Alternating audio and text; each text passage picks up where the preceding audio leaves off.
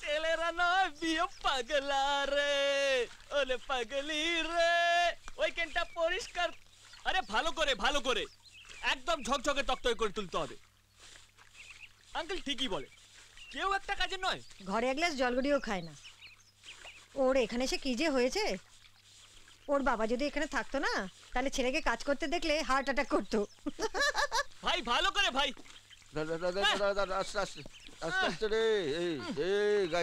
Hello young man, এসব কি হচ্ছে? কি অবস্থা হয়ে আছে দেখেছেন? বর স্লিপকে পড়লে সোজা ছাদনা তলায় গিয়ে উঠবে।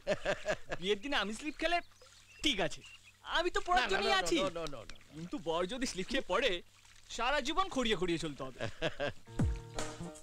আরে ওইখানটা ভালো করে ভাই, ভালো করে। আমাদের পারফরম্যান্সের উপর ডিপেন্ড করছে বরের সোজা হয়ে দাঁড়ানো। এই চল ঢালো, বেটার হট আছে।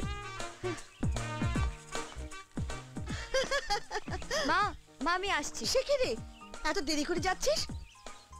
2-3 ঘন্টার রাস্তা, পৌঁছতে ট্রেন এসে যাবে। কিচ্ছু আসবে না মা, আমি আসছি মাসিমা। আয়। এই তোকে যে বললাম কাজ করতে। বলে দাও, বলে দাও। তোমাকে বলেছিলাম না স্টেশনে যেতে হবে, আর তুমি এসব ফালতু কাজ নিয়ে পড়ে আছো। তাড়াতাড়ি এসো। ও স্টেশনে যাওয়ার আছে না রে? হ্যাঁ বাবা পড়ে গেলাম, হাত পা ভাঙে গেছে। আরে তুই পড়লি কি করে? ওকে যখনই কোথাও নিয়ে যেতে বলি তখনই ওর একটা না একটা কিছু হয়। এই ভারী শরীর, দুটো ছোট ছোট পা বইতে পারে, আরো দুটো পা থাকলে ভালো হতো। ভোলাদা তোমার রেস্ট দরকার। বাবা আমি গাড়ি নিয়ে যাচ্ছি, তুমি মাকে কিন্তু কিছু বলো না। এই ভোলাদা তুমি একটা অ্যাক্সিডেন্টের কথা বলছিলে না? অ্যাক্সিডেন্ট আবার কার? আর বলবেন না স্যার, বাবা মার একমাত্র মেয়ে গাড়ি নিয়ে বেরিয়েছিল। গাড়ি অবশ্য সে ভালোই চালাতে পারে, কিন্তু কপালের দোষ, পেছন থেকে একটা লরি এসে ধাক্কা মারলো। হ্যাঁ, মেয়েটার পায়ের হাড়গুলো না সব ভেঙে একেবারে গুঁড়ো গুঁড়ো হয়ে গেছে স্যার। বলিস কি রে? এদিকে মেয়েটার ওই পা দুটোকে মনে হয় স্যার কেটে বাদ দিতে হবে। আবার সামনে মেয়েটার বিয়ে, আর হবে। যাস না। কেন, কি হলো? আরে আকাশ তোকে নিয়ে যাবে, তোকে গাড়ি চালাতে হবে না। Young man, uncle. তুমি এদিকে। আচ্ছা তুমি বর্ষাকে নিয়ে যাও তো। আমি? হ্যাঁ। বাবা এত কাজ পড়ে আছে, আমি যেতে পারবো না। না তুমি ব্যাপারটা বুঝছো না, আজকাল এখানে প্রচন্ড অ্যাক্সিডেন্ট বেড়ে গেছে।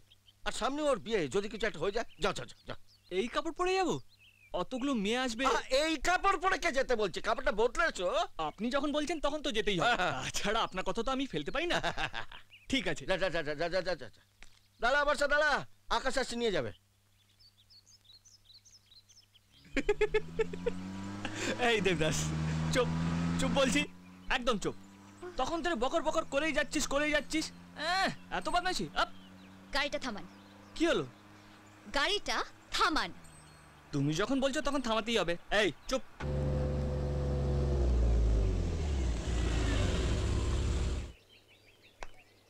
গাড়ি থেকে নামুন। তুমি যখন বলছো তখন তো নামতেই হবে। বাবার জন্য আমি আপনাকে সঙ্গে করে এনেছি। যদি মুখ বন্ধ করে গাড়ি চালাতে পারেন তো চালান, নাহলে আমি হেঁটেই চলে যাব। আমার কি দোষ? এই দেবদাস এমন কথা বলছে, না হেসে পাচ্ছি না। সকালবেলা আমায় কি বলে জানো? অস্ট্রেলিয়া যাওয়ার কোনো শর্টকাট রাস্তা আছে কিনা। আমি জিজ্ঞেস করলাম অস্ট্রেলিয়া গিয়ে কি করবি? বলে ওর প্রেমিকা হাতি তার অস্ট্রেলিয়ান ভাল্লুককে বিয়ে করার পর অস্ট্রেলিয়ায় থাকে। শুনেছি ওদের একটা বাচ্চা হয়েছে, হাফ হাতি হাফ ভাল্লুক। আমি জিজ্ঞেস করলাম তো তুই অস্ট্রেলিয়া যাবি কেন? কি বলে জানো? বলে ওর প্রেমিকা হাতি তার বাচ্চার নামকরণের দায়িত্ব দিয়েছে ওকে। ও নাকি নামও ঠিক করে ফেলেছে, ভাল্লুক।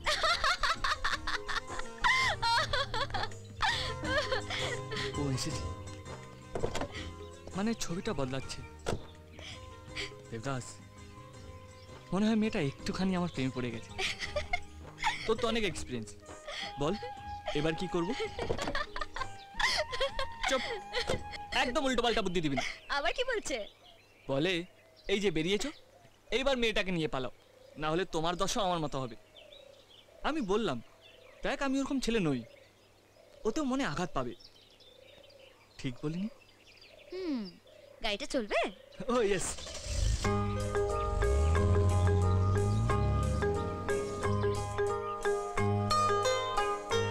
সাবধানে রেখো, প্রেমে ব্যর্থ হয়ে ওর মাথাটাই গেছে। এমন অবস্থা হয়েছে, মেয়ে দেখলে রেগে গিয়ে কামড়ে টামড়ে দেয়। ও আমায় কিচ্ছু বলবে না, এখন থেকে আমি ওর বন্ধু, বরং আপনার সঙ্গে কথা বলবে না। তাই নাকি? হুম। কি রে, মাকে পেয়ে বাবাকে ভুলে গেলি? আয় এদিকে। না, যাবে না। ও আপনার উপর রেগে আছে, আমাকে বলেছে আপনি কি সব ওকে উল্টোপাল্টা শিখিয়েছেন। যান গিয়ে দেখুন ট্রেন এসছে কিনা। এক্সকিউজ মি, একটু আমার দিকে তাকাবেন? আমি আপনার দিকেই তাকিয়ে আছি। হো হো, আপনি আমার দিকেই তাকিয়ে আছেন, কি সৌভাগ্য আমার। আমি ভাবলাম ঝড় বৃষ্টিতে আপনার অ্যান্টেনায় ঘুরে গেছে। কিছু বললেন? না না। আচ্ছা, কলকাতা থেকে ট্রেন এসে গেছে? আর কলকাতার ট্রেন, বৃষ্টিতে সব লাইন ডুবে গেছে। লোককে বুঝিয়েই যাচ্ছি, বাথরুম পর্যন্ত যেতে পারিনি। তার মানে ট্রেন আসবে না? 5 ঘন্টা লেট। 5 ঘন্টা লেট? আগে। ভেরি গুড, এটা নিন। Thank you. ট্রেন লেট শুনে তো এতক্ষণ পাবলিক পেঁদাতে যাচ্ছিল, এ আবার 100 টাকা দিয়ে গেল। দেবদাস, সঙ্গে আছে মেয়ে, হাতে আছে 5 ঘন্টা, একটা মিনিটও নষ্ট করা যাবে না। তুই আমার সাথ দিলি তো ভালো, না হলে মরকে যা। বাড়িতে ফোন করে দিলাম, আমাদের ফিরতে একটু দেরি হবে। সামনে একটা মন্দির আছে, যাবেন? মন্দির কেন? মন্দির, মসজিদ, গির্জা, তুমি যেখানে বলবে সেখানেই যাব। চল দেবদাস। আরে এ আবার কোথায় গেল? দেবদাস, দেবদাস নাটকও করতে পারে, আর ট্রেন লাইনে গিয়ে বসে পড়েছে। কাল রাতে টিভিতে বসে বসে হিন্দি ছবি দেখেছে তো, হ্যাংওভার কাটেনি।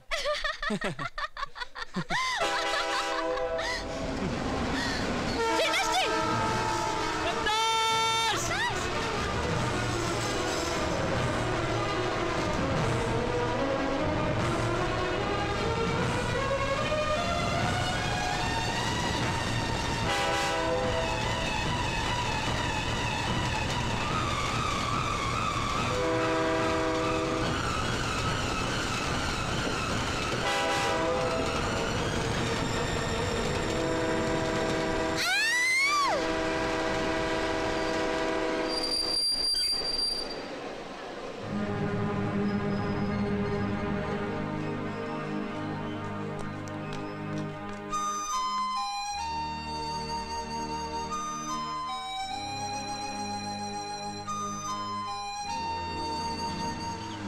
কান ধরে ছুড়ে বাইরে ফেলে দেবো। আমি দৌড়ে কোনোদিন বাথরুম যাইনি, আর তুই আমাকে আজ ট্রেন লাইন ধরে দৌড় করেছিস। ঠিক আছে, হয়ে গেছে তো, এত বকার কি আছে?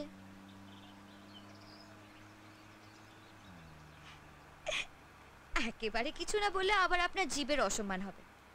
বলুন। কথা বললে চুপ করতে বলো, চুপ করে থাকলে কথা বলতে বলো। বাঁচতে চাইলে মরতে বলো, মরতে চাইলে বাঁচতে বলো। হায় ভগবান, তোমার আর আমার হাল একই।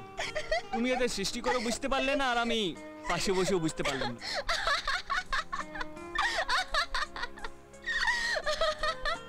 আগে আপনার কথা শুনলে রাগ হতো, এখন হাসি পায়।